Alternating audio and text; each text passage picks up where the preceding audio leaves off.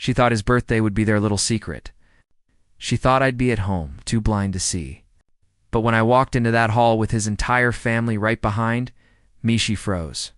And in that silence, I watched her perfect lie collapse. If you've ever been betrayed, this one's for you. Hit like, share it, and subscribe, because karma doesn't send invitations. It shows up unannounced. I can't tell you the exact moment everything changed. It didn't happen like a thunderclap. It crept in quietly, like a draft under a locked door. One day she was laughing with me over burnt toast and late-night movies, and the next, her laughter belonged somewhere else. Or maybe to someone else. I noticed it in the small things first. The way her eyes didn't meet mine when she said goodnight. The way her phone became an extension of her hand. Always face down, always guarded. At first, I convinced myself I was overthinking. You know that feeling when something deep in your gut whispers, but your heart begs it to shut up? That was me. I'd stare at her across the room and tell myself she was just tired, busy, stressed. But the silence between us started to feel heavier than words. Her late-night work meetings became routine, and her laughter grew louder when she thought I couldn't hear. I remember one night clear as if it happened an hour ago. She was sitting on the edge of the bed, whispering into her phone. Her voice was soft, but I caught the way it curled around a man's name. It wasn't mine. I froze in that doorway, watching her face light up like it hadn't in weeks. She hung up quickly when she saw me, pretending it was nothing. That moment carved a line straight down my chest. The lies were subtle, elegant even. She told them like someone who'd practiced. A meeting here, a friend there, a dinner she forgot to mention. I stopped sleeping properly. Every unanswered call felt like a tiny betrayal. Every smile she gave me felt like it belonged to someone else. But here's the thing about betrayal: it doesn't hit all at once. It builds slowly until you're standing in a house that used to be yours, realizing the warmth is gone. I knew something was wrong. I just didn't know how wrong. Not yet. But the whisper in my gut, it had stopped being a whisper. It was screaming. And in that moment, as I watched her drift further away, I didn't know it yet. But karma was already waiting for its cue. The thing about lies is, they're fragile. No matter how carefully someone builds them, they always crack where you least expect. Her lie broke on a quiet Thursday evening. She was standing in the kitchen, pretending everything was normal, talking about going out with friends. She said it casually, like it was just another night. But her eyes, they didn't match her voice. She wouldn't look at me for more than 2 seconds. I felt that familiar chill again, the one that had started living in my chest. She left her tablet on the couch. She never left it anywhere. And for some reason, I picked it up. My fingers hovered over the screen longer than they should have. I didn't want to know, not really. But part of me already did. When I opened it, the truth wasn't hidden. It was right there, glowing at me in bright, merciless text. There were messages, smiling selfies. Can't wait to see you Friday. Your birthday's going to be unforgettable. Hearts. Laughing emojis. A kind of joy she hadn't shown me in months. My heart didn't break like glass. It broke quietly, like paper tearing in the dark.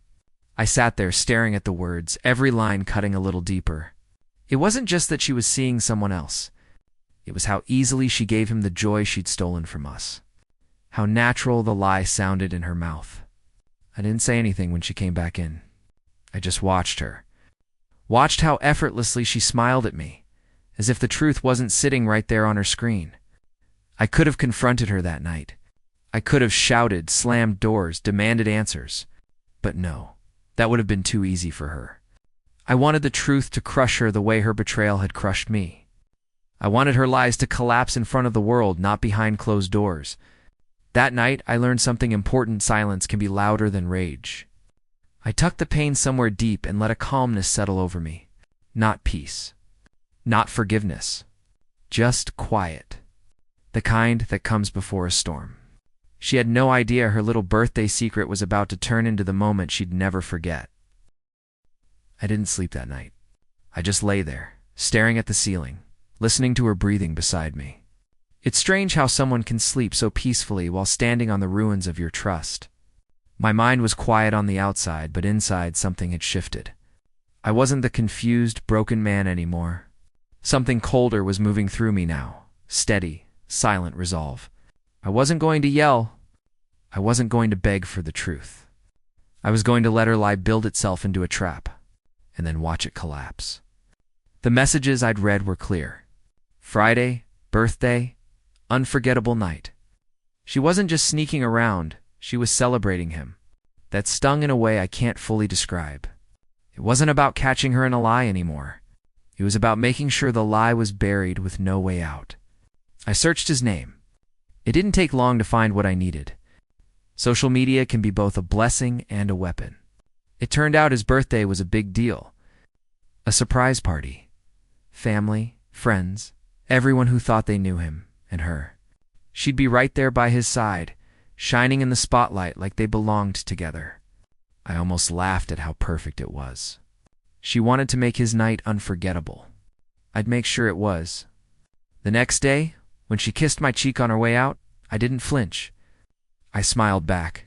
It wasn't a real smile, but it fooled her. She thought she was winning. She thought I was blind. That's the thing about people who betray you. They confuse silence with weakness. I made a single phone call that night. To his family. Calm voice, polite tone. I told them something they didn't know.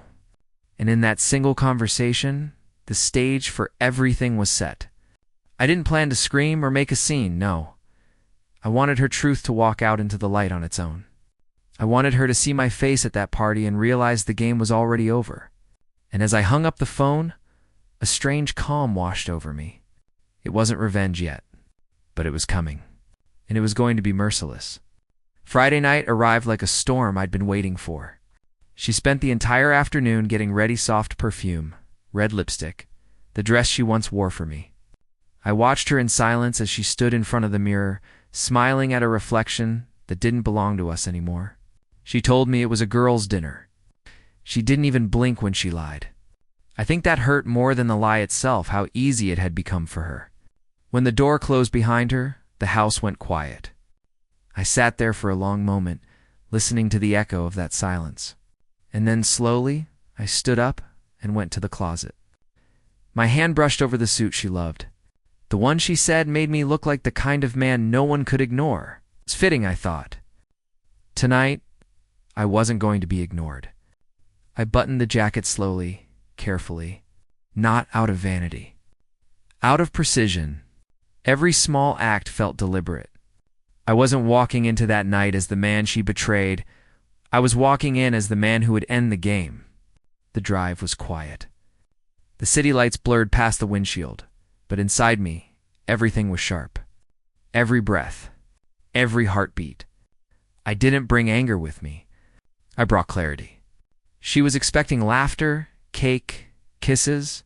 She wasn't expecting me.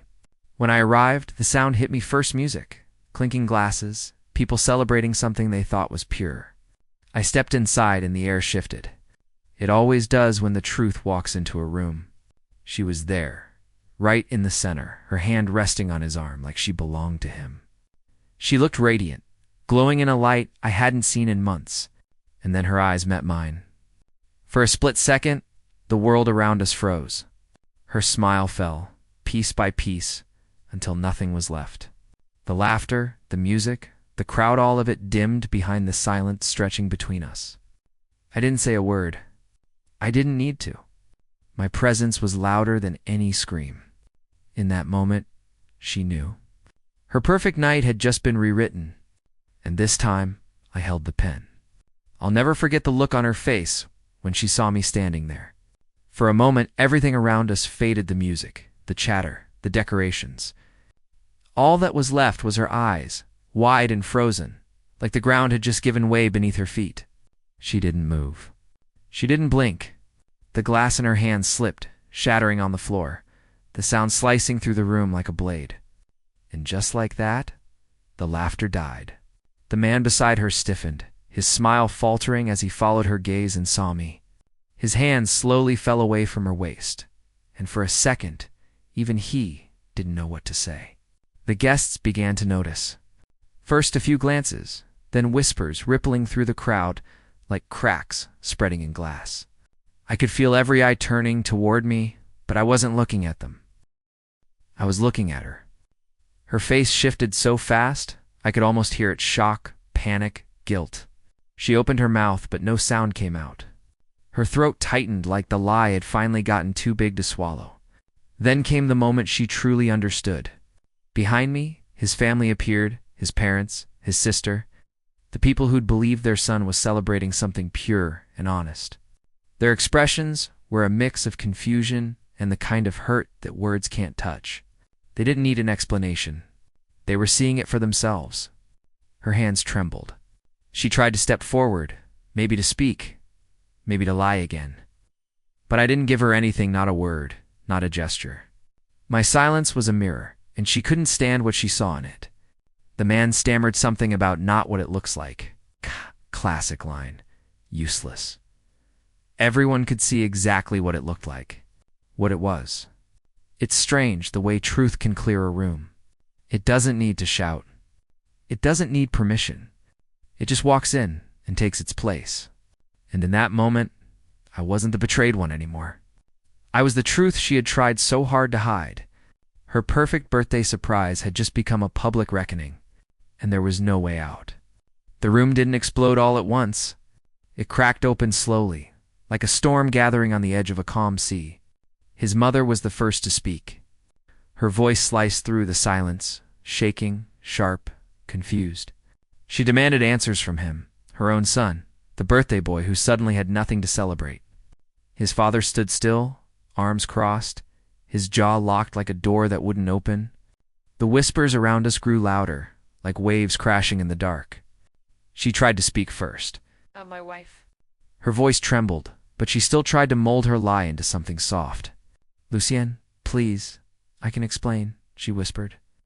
Reaching for me like the touch of her hand could undo everything she'd done. I stepped back. Just one step. But it was enough to tell her everything she didn't want to hear. He started mumbling next, stammering through excuses, blaming confusion, pretending this was all some kind of misunderstanding. But no one was buying it. Not with the messages. Not with her dress. Not with the way they'd been holding each other when I walked in. Truth doesn't need proof when it's standing right there, breathing. The shouting started, then his sister yelling at him, his mother turning to her, betrayal bouncing between the walls like it had been waiting to be unleashed. She tried again to touch me, tears streaming now, her voice breaking into pieces. But the strange thing was, I felt nothing. No fury, no sadness. Just the clean, cold edge of clarity. I don't want to hear it, I finally said. My voice was quiet, but it cut through the noise like glass breaking. Tonight isn't about explanations. Tonight is about truth. And you've already shown it, she crumbled. Then not because I yelled, but because I didn't. Because the man she had betrayed wasn't fighting for her. He was done. The guests started leaving, some shaking their heads, others whispering. The perfect birthday party had become a funeral for their lies. And as she stood there, surrounded by the wreckage she built herself, I knew something with absolute certainty. There's no power stronger than truth spoken without rage. It burns cleaner, and it leaves nothing standing. Revenge doesn't always roar. Sometimes it walks out of a room in silence, leaving nothing but the sound of people choking on their own lies. That night, I didn't need to scream. I didn't need to throw a punch or break a glass. The truth had already done the work for me. All I had to do was walk away. She stood there, her makeup streaked, her hands shaking, her lips trying to form words that no longer mattered. The man beside her looked smaller now, stripped of the charm he'd wrapped around her. His family had already turned their backs on him. His father left first, silent but cold. His sister followed, spitting out words I didn't bother to catch. His mother just stared at him like she no longer recognized the boy she raised. I didn't look back at her when I moved toward the door, but I could feel the weight of her panic behind me. She wasn't crying because she'd lost him. She was crying because she knew she'd lost me. The one person who'd given her everything, the one she thought would always be there no matter what. I walked slowly, deliberately through that room past the broken whispers, past the deflated balloons, past the table where they thought their story would be written. What they didn't know was, karma had been writing it all along. When I reached the doorway, I finally stopped, not to turn back, just to breathe. It felt like stepping out of a house on fire, leaving the flames behind and finally tasting clean air. There's a power in quiet revenge, the kind that doesn't need applause, the kind that happens when someone realizes they destroyed themselves. Behind me, she called my name. Just once, I didn't answer. She didn't deserve a final word. Revenge isn't always about destroying someone. Sometimes it's about letting them live in the ashes they made with their own hands. I stepped out into the night, and for the first time in months, the weight on my chest lifted. She wanted a night to remember, and I gave her one, just not the kind she planned. Karma had arrived, and it had my silence written all over it. I stood there, in the echo of everything that had just unfolded. The music inside the house was still playing, but it felt distant, like background noise in a movie where the climax had already passed. My heartbeat wasn't racing anymore. It had slowed down, steady and grounded. That was the strange thing about finally letting go of a weight you've carried for too long. It doesn't end with a bang. It ends with quiet, silence that's louder than any scream. Her family had left in shock, their faces pale and full of questions. He had stormed off after the truth clawed its way out into the open, his perfect birthday turning into a graveyard of lies. And she just stood there with tears in her eyes, not because she regretted what she did, but because she never imagined she'd be exposed this way. I watched her try to find words, excuses, something to hold on to, but I didn't need answers anymore. I already had them. The night air was cold against my skin, sharper than usual, as if the world itself wanted to keep me awake in this moment. For a long time, I had replayed everything in my head, every lie, every strange look, every excuse she'd fed me. But now, it didn't hurt the same. It felt like ripping off a bandage. Brutal at first, but freeing. She whispered my name once, a soft, shaky Lucian. Please. And I remember how her voice used to mean everything to me. It was just a sound I could walk away from. I didn't shout. I didn't curse. I simply told her the truth she'd spent months avoiding. This was your choice. You built this lie. I just brought the light. As I walked away, her sobs faded into the background. Every step felt like I was walking back to myself, to the version of me she tried to break but couldn't.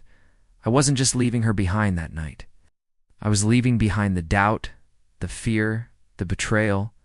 Karma didn't need flames or revenge plots to make its mark. Sometimes the cleanest cut is silence. And mine was deafening.